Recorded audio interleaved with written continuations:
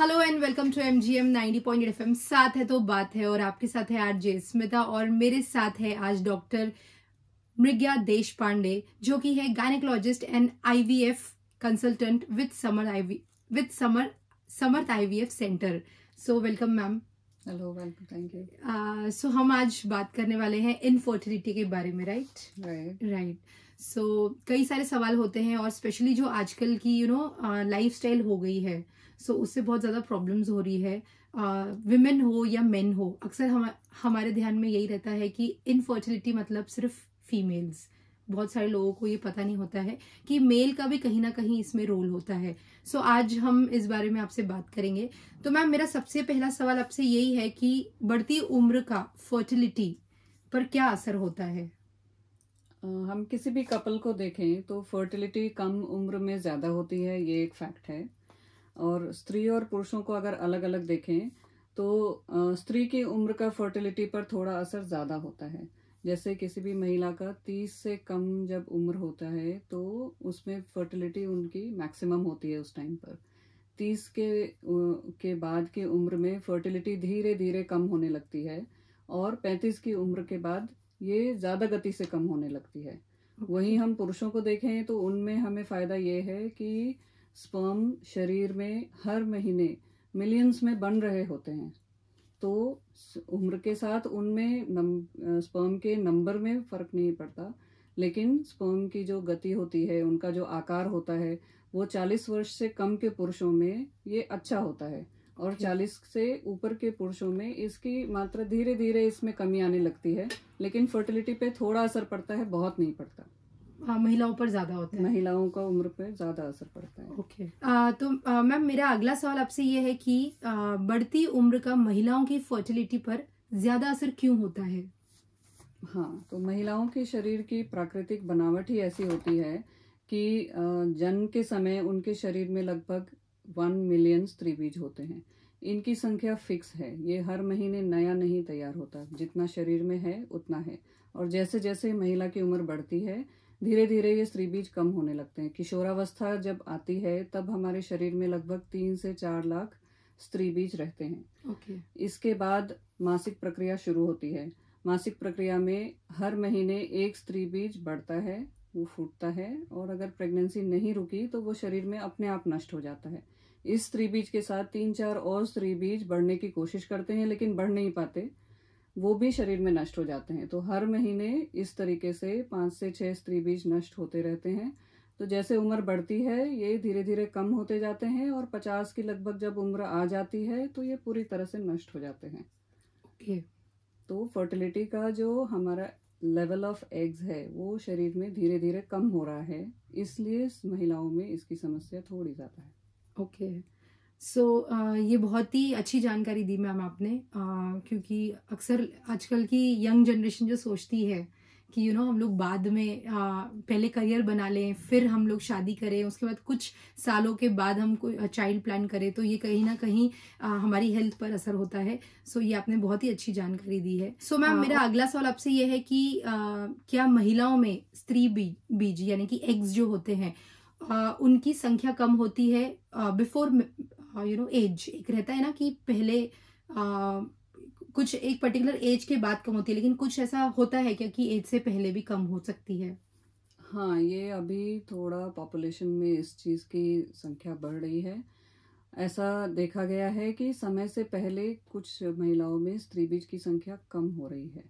जब कोई कपल हमारे पास फर्टिलिटी कंसल्टेशन के लिए आते हैं तो हम महिलाओं में कितनी स्त्री बीज के जो साठा जिसको बोलते हैं वो कितना बचा है ये देखने के हमारे पास 2 तरीके हैं। एक है अल्ट्रासाउंड और दूसरा है एक ब्लड टेस्ट जिसको कहते हैं AMH काउंट, यानी एंटी मलेरियन हार्मोन काउंट। तो AMH की संख्या अभी हम देख रहे हैं कि एक समय पर या एक उम्र पर जितनी होनी चाहिए उससे कम भी पाया जा रहा है और इस चीज़ का प्रॉब्लम थोड़ा सा बढ़ रहा है।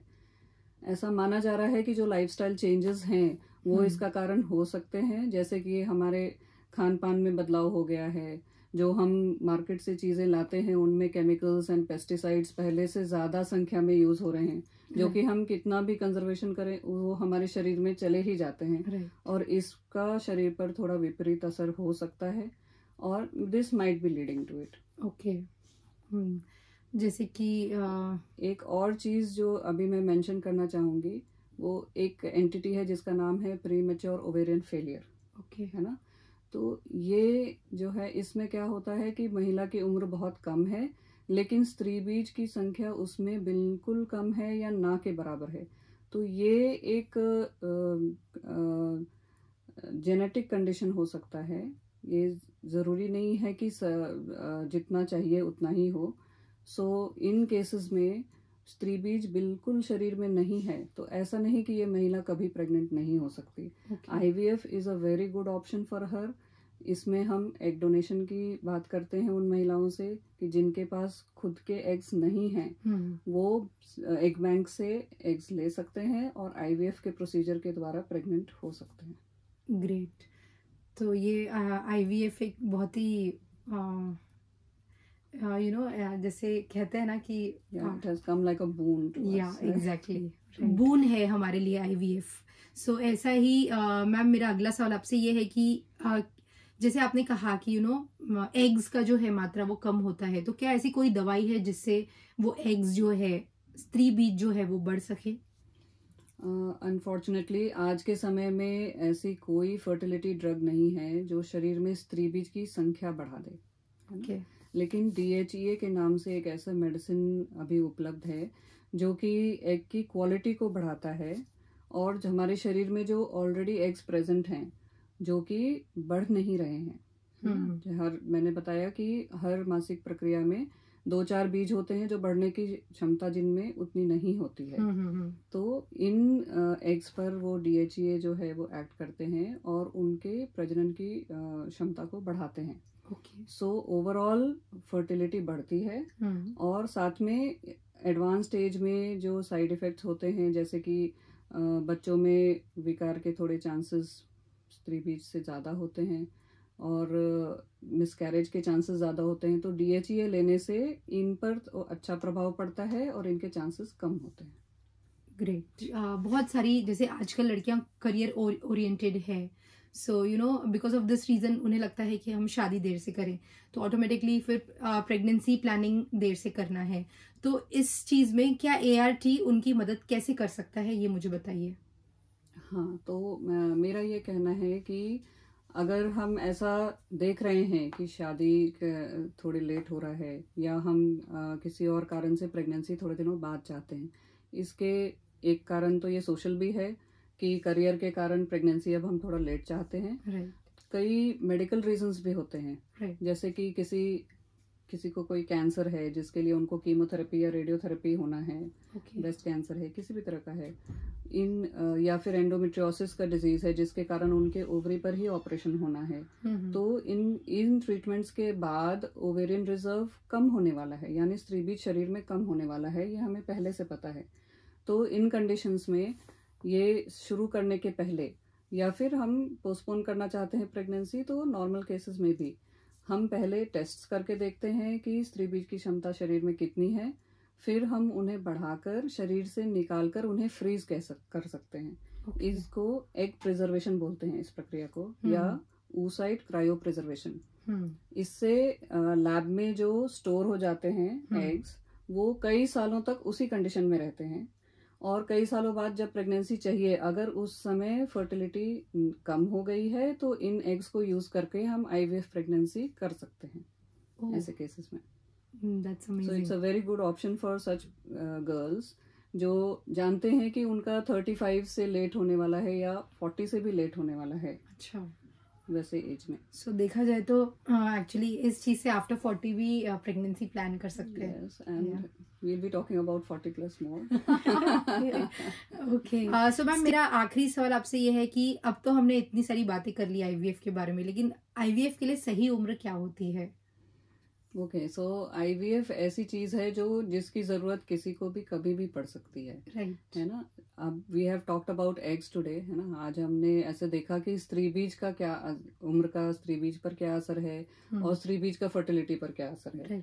लेकिन वो एक ही कारण होता है, और भी कई कारण होते हैं जिनमें IVF ही ट्रीटमेंट है। जैसे कि अगर महिलाओं के जो 2 ट्यूब्स होते हैं, अगर वो ब्लॉक हैं, या सीवियर टेराटोजूस्पर्मिया जिनको हम कहते हैं कि स्पर्म की क्वालिटी बहुत ही लो है और कुछ ही स्पर्म्स ऐसे हैं जो यूजफुल हैं, तो इन केसेस में IVF is the treatment of choice. तो ये किसी भी एज पे हो सकता है। सो अगर आईवीएफ एडवाइज्ड है ही तो हम उसे जितना जल्दी कर लें उतना हमें फायदा है, क्योंकि जैसा हमने बात किया कि स्त्री बीज की क्वालिटी भी एज के साथ बदल जाती है, और एज के साथ जो बच्चे में विकार होने के चांसेस नॉर्मल पॉपुलेशन में जितने हैं उनसे थोड़े ज़्यादा हो जाते हैं। तो अगर आईवीएफ करना ही है तो वो हम जितने अर्ली कर लें उतना अच्छा है। बट सपोज किसी के सारे टेस्ट नॉर्मल हैं किसी कपल के, तो वो ट्रीटमेंट करते करते करते कई बार ऐसा हो जाता है कि समय चला गया, पता नहीं चला, 40 का एज आ गया। सो दे माइट थिंक कि अब 40 एज आ गया, नाउ अब हम एलिजिबल हैं क्या आईवीएफ के लिए। तो ऐसा नहीं है कि 40 प्लस में हम आईवीएफ नहीं कर सकते हैं। हम असेस करते हैं कि उनकी एग क्वालिटीज़ क्या है, एग क्वांटिटीज़ क्या है, स्पर्म कैसे हैं, बाकी के पैरामीटर्स अच्छे हैं कि नहीं हैं, उसके हिसाब से हम उनके खुद के एग्स के साथ या फिर ज़रूरत पड़े तो डोनर एग्स के साथ आईवीएफ का प्रोसेस कर सकते हैं। और इसका सक्सेस रेट भी बाकी एज से भले ही कम हो लेकिन काफ़ी अच्छा है। ऐसा नहीं कि पॉजिटिव रिजल्ट्स हमें नहीं मिलेंगे, बहुत अच्छी पॉजिटिविटी रेट है। और we should never give up on our dream, it is our dream. We should go for it. Yeah, true. So actually good news for all those people, you know, those who are sitting and just thinking कि करें कि नहीं करें. So मुझे लगता है कि this is the right time for you. अगर आपको ऐसा लगता है कि IVF कराएं या नहीं कराएं, तो आपको सब कुछ डिटेल्स बता दिया गया है. It's better never to be late. कहते हैं ना, कभी देरी मत करो इससे ज़्यादा. अगर आपको ऐसा लगता है कि this is the best time, so you should start it now. Thank you so much doctor Mrigya Deshpande ma'am, आपने आज जो इन्फॉर्मेशन दी, आई होप ये हमारे लिसनर्स को बहुत काम आएगी और बहुत हेल्पफुल भी रहेगी.